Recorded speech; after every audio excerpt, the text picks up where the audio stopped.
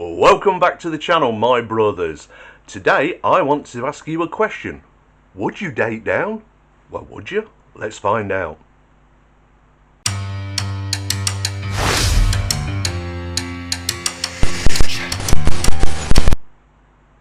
So that's the question, would you date down? You see, I read a survey a while back now, a fair few years. And since I started making these videos, I've started drawing on all of the information that I've learned my whole life to pass on to you, my brothers. And I do that so that you can have the knowledge at your fingertips, so that you can make better choices in your life. And one of them, this survey, it was asking specifically women. Now, like I say, it was a fair few years ago, so the situation hasn't gotten any better. But the survey said, very simple question, would you date an unemployed man? That was the question, that was it.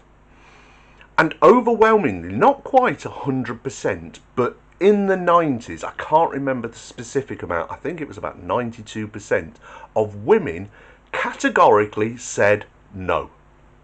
I would not date an unemployed man. And then they gave reasons why they wouldn't, because the question although said, would you date an, if not why? So they had to give a reason. A lot of the reasons were, to be honest with you, very selfish, very self-serving, and I wasn't surprised by that at all. You see, women always, hypergamy has taught them, and through the centuries that it's taught them to always choose the best mate for them, for their future. And that usually means better than they are. So if they have a job, they want somebody who has a better job. Now, this isn't totally unreasonable. You see it happen in the animal world all the time. Female birds are trying to mate with the strongest, most dominant bird, and male bird. And that male bird will fight off, or try to fight off, all competitors so that its DNA gets passed on. We seem to think because we have a higher functioning brain than most of the rest of the animal kingdom that we're different, that we're not animals. We still are. So being upset by women's hypergamy is a little bit of a fallacy.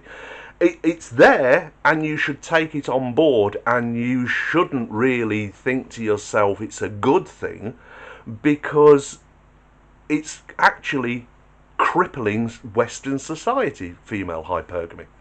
So if she has a well-paying job, she wants somebody with a better paying job.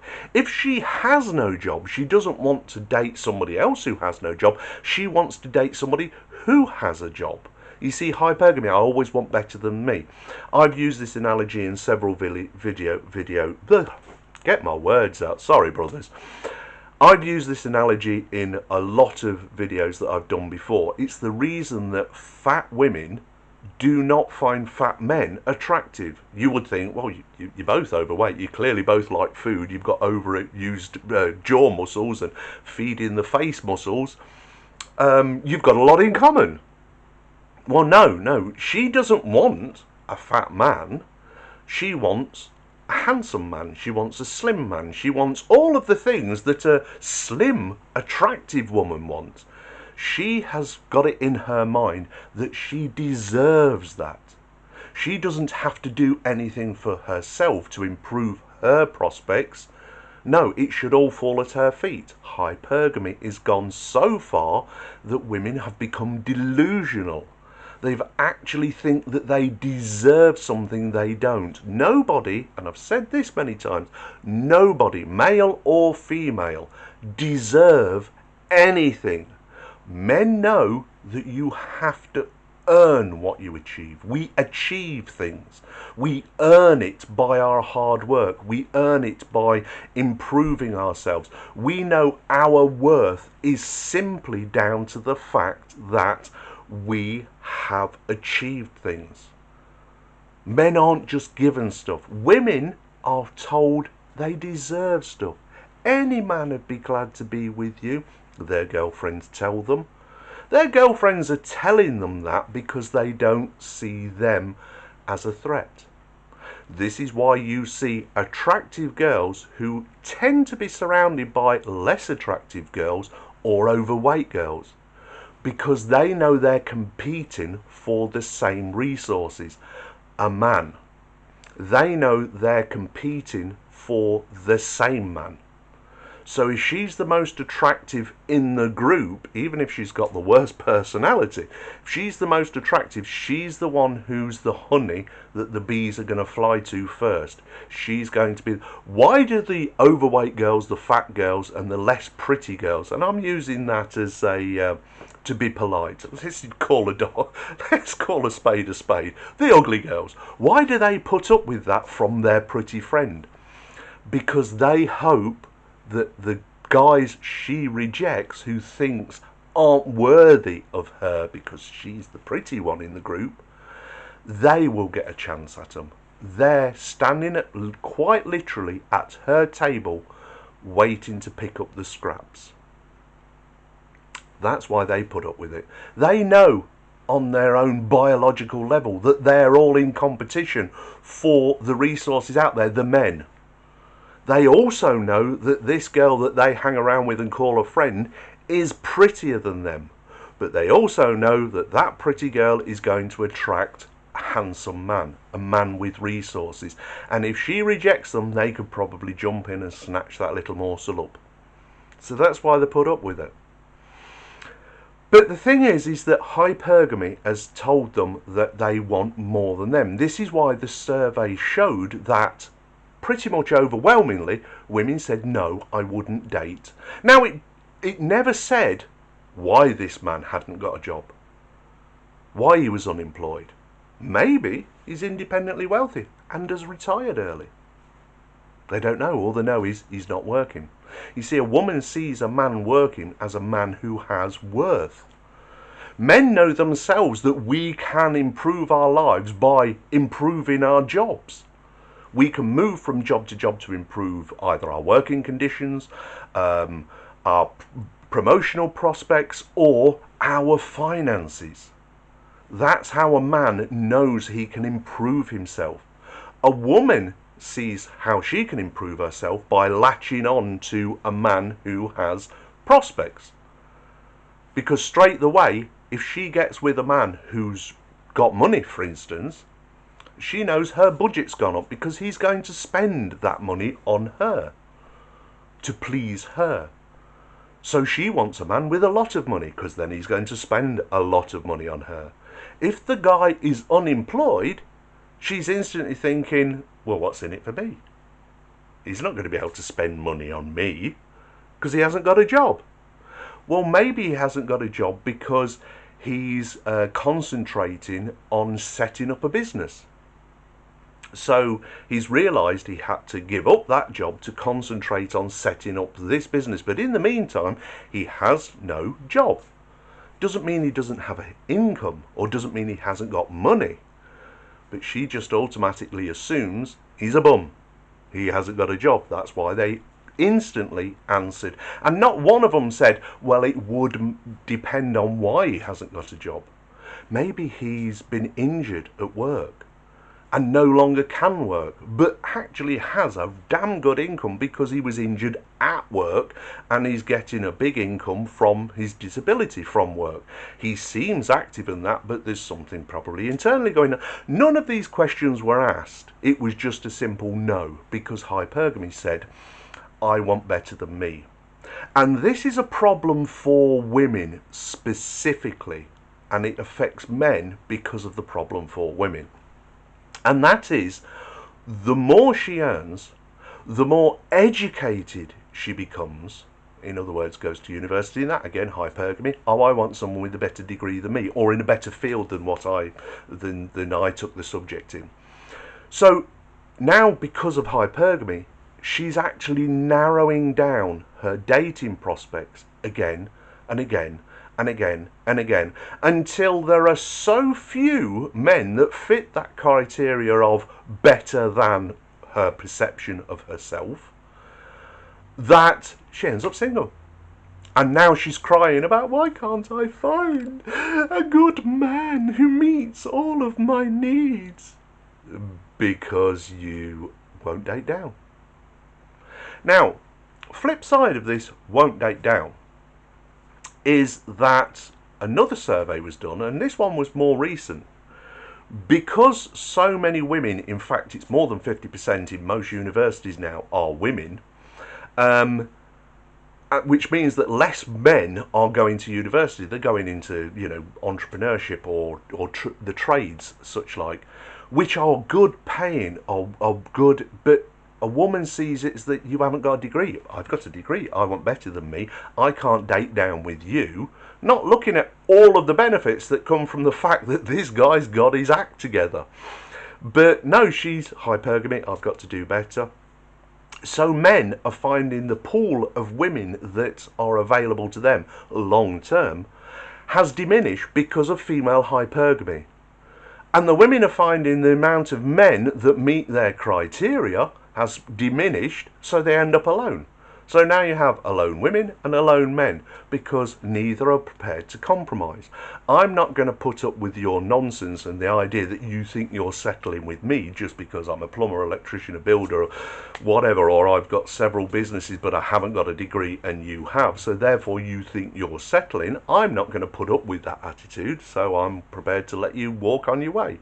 She's like, well, you haven't got a degree, you're not better than me. I'm not going to submit to a man who basically I think of as lower than me on the totem pole. So she ends up alone. You end up with a lot of alone men and a lot of alone women. And this is why another statistic that came out quite recently showed that by 2030, 45% of women were going to be alone and die alone. 45% of women across all spectrums. Doesn't matter ethnicity, doesn't matter age, and that, they're just going to end up alone.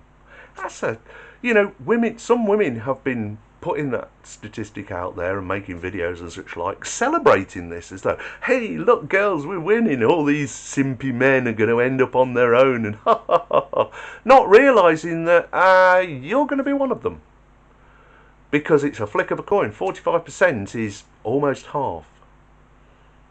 You seem to think that you're not going to be one of them, and that's another female mindset.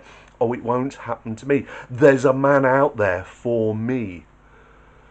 But the older they get, the more damage they get, the more bodies they have behind them, the more chaotic their bodies and faces look over time, the less likely they're going to be able to get a man, unless they date down. And here's the statistic I really wanted to bring to you. Women who date down, according to another survey, are more likely to cheat on their partner. Why would that be? Well, quite simply, they don't value their partner. They've already gone into it thinking in their mindset with hypergamy that I'm dating down. I'm dating somebody I don't think not only is as good as me, but I think is beneath me. So why wouldn't I cheat if some better option comes along? Yeah, scary thought really, isn't it? If you ever think your woman thinks she's dated down with you, I'd be very worried about her girls' nights out. Because she's looking for a better option. Hypergamy pushes up higher. Now, the absolute reverse side of this coin is that this question wasn't asked to men. Because the results, I could almost guarantee, would be, in fact, leave in the comments down below, would you date down? Would you date somebody who's unemployed? Like I said at the beginning of the video, would you date down? Well, would you? Because that question was not asked of men for the simple reason that we are happy to date down. In fact, it's preferable. Because if we date down, if we date a woman who's on the checkout, we don't care. We care if she's pretty, if she's feminine. We care if she's cooperative. We care if she's fit. You see, we get to choose relationships. Now, it's absolutely the truth that women get to decide who they allow into their bodies. In other words, they're the gatekeepers to sex. They decide who, and rightly so, let's be honest, if you were going to invite somebody into your body, you'd want to make damn sure that you got to say yes or no. So why shouldn't a woman? A woman is quite literally inviting you into her body. So she gets the right to say no, not you, or yes, you. But men have always been the gatekeepers to relationships. We decide if that becomes anything more permanent, more long-term. We decide if you're a keeper or a throwaway. We decide whether we should invest our time, effort and finances, like I was talking earlier. You're increasing her budget by spending money on her. We get to decide if we're going to do that with that woman, because we're the gatekeepers to relationships. The lust and the attraction right at the beginning might be that's all there is. We get to decide whether it goes anywhere. And this is the point that women tend to forget. They think because they're having sex with a guy, they've got the guy. No, you're just having sex with the guy. He might not call you afterwards, or he might get back together with you because what happened was enjoyable and he thinks, you know what, I'll go round for round two. You know what, I'll keep this going until it peters out. She becomes his practice girl. And she doesn't understand it. And the sad part of that is that if he's below her financially or educationally, she's got it in her mind that she's dating down. Well, he's got it in his mind with, I don't care. I'm having fun. And if this doesn't work out, I'm good with that. But you're the one who's going to walk away looking for this impossible man that you've built up in your mind, whilst I'm having all the fun in the world, and then just go, bye now. But a man's happy to date down, so long as it's the simple criteria that a man wants, which is fit, not overweight, not overly skinny, feminine, curves in all the right places, has the right attitude, is able to sit in her femininity, isn't trying to be masculine, isn't trying to be the man in that relationship. And that's something else women have fallen into as well. They try to be the man in the relationship. I'm sorry, but you don't have the balls to back it up. So the moment you try to be the man in the relationship, any man worth his name man will go, I'm the man, bye-bye. So one of those things. Also, cooperative. Somebody who you can bounce ideas off, who's your greatest supporter, but you're also her greatest supporter. Somebody you can see yourself building something together with. That's all we ask. We also hope they don't come with crazy piercings, crazy tattoos, and weird coloured hair, because at some point we're going to want to introduce them to our parents. We're going to introduce them to our group of friends. What message is, if she's a mess, are you saying to your friends, hey, look what I've brought, guys. Isn't she great? Isn't she? Yeah, no, she's not. That's why I've not introduced her to you. So those women out there go, he never introduces me to his family. He never introduces me to his friends. Is he ashamed of me? Yes, he is. He's ashamed of you. Because all he wants from you is your body. Because that's really all you've brought to the table. If you've got none of those attributes a man's looking for. So we will date down to get those attributes. We will date an unemployed woman to get those attributes. We're CEOs of a company. We are go-getters. We've got our own business. We've working on our grind. But we'll happily take your broke ass on if you are meeting the criteria that we want. But a woman won't do that because of hypergamy. A man doesn't suffer from hypergamy. He suffers from his natural brain, which says, I want these things in a woman, and I'm quite happily to dig her out of the gutter to get it. And that's what's going on. It was an interesting survey. So I ask again, brothers, in the comments, tell me, would you date down? I think you would. Especially if she had all of the attributes you were looking for. But you tell me, And at the very least, if nothing else, my brothers, give this video a like. I hope that you've learnt something from it. I hope that you've taken something away from this message, because there was a lot in there, a lot to unpack. 20, 30, 45% of women are going to end up single and stay single till the end. That's a scary statistic for women, not so much for men, because we're quite happy with our own company. I think it was 92% of women answered no, I wouldn't date an unemployed man. Strange, hypergamy. Anyway, give the video a like. I'm going for a cup of tea because I think I've earned one, don't you? Anyway, as I always say, you, my brothers, you take care of yourself, because if you don't, who will? And I'll talk to you soon. Bye now.